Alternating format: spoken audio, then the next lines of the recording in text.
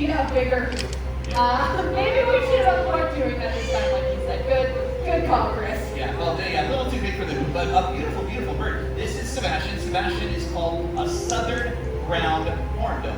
Definitely chasing acorns. Let's say, jump on is that. Now, this is what they do out in the wild. This is what they're built for. They use that big long beak to forage around for all kinds of different things to eat. Ground hornbills get their name from the fact that they do tend to spend most of their time on the ground, doing things like eating 5-day-old earthworms. That's disgusting.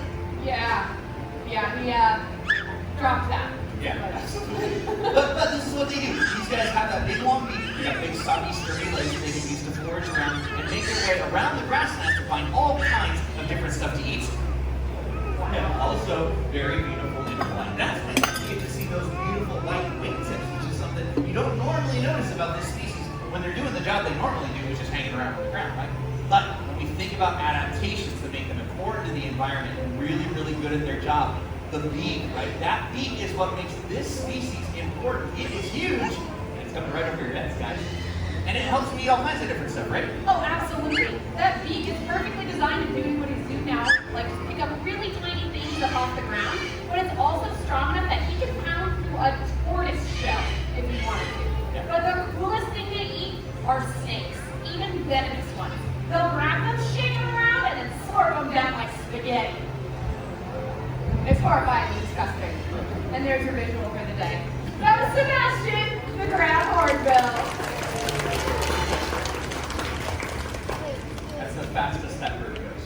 Yeah, top speed.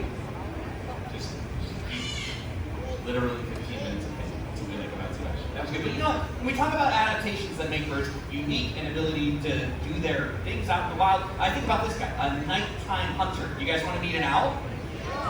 Yeah, owls are amazing. Now, normally nocturnal, right? But our guys come out, they fly during the daytime, give everybody an opportunity to meet a beautiful bird up close and personal. What we like to do is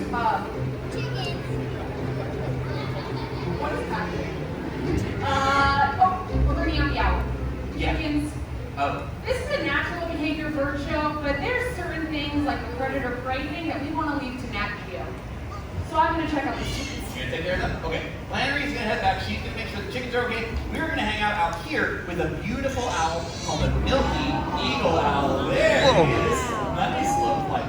Milky Eagle Owls, like all the year, they're one of the largest species of owl in the world. That was a close flight for you guys. This next flight takes them all the way across the theater. So if you have a camera or a video camera, get them out, point them at that bird right there. Because when he flies over there to Lucy, he's gonna be right at about eye level. You guys are gonna get a really close look at him. And I want you to listen up when he flies. They're very quiet in flight. He's looking.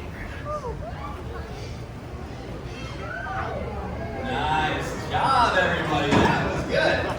Some of you got great footage of that. That was amazing. And that's exactly how it works out in the wild. So a bird like this, they're going to find a place they want to perch up high, like a tree, where they just disappear into the background with their camouflage coloring. And then they do this.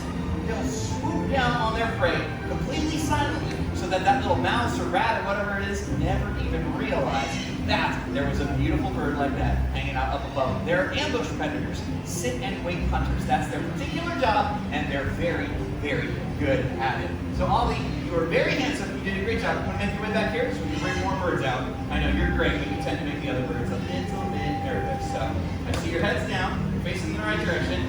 Now you're looking at the audience again. Many of them dressed like mice. That was brave.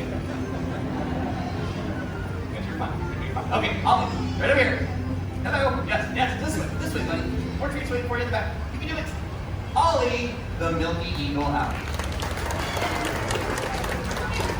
Okay, Chris, the chickens are nice and safe. Good. Did I miss the whole owl? You missed the tail end. All right, well, please tell me your reasonable, really cool things about owls. Look, there's one thing I forgot, which is my favorite owl fact. Believe it or not, guys, a bird like that by itself in the wild, that bird can eat like 1,000 mice in 1 year. That's a lot of mice, right? Yeah, absolutely. Wow, I heard that. Yeah, it's crazy, you guys. There used to be rats here everywhere. But see, our owls moved in and the rodents moved out. Yeah, and don't worry, guys. That rat problem is behind us now.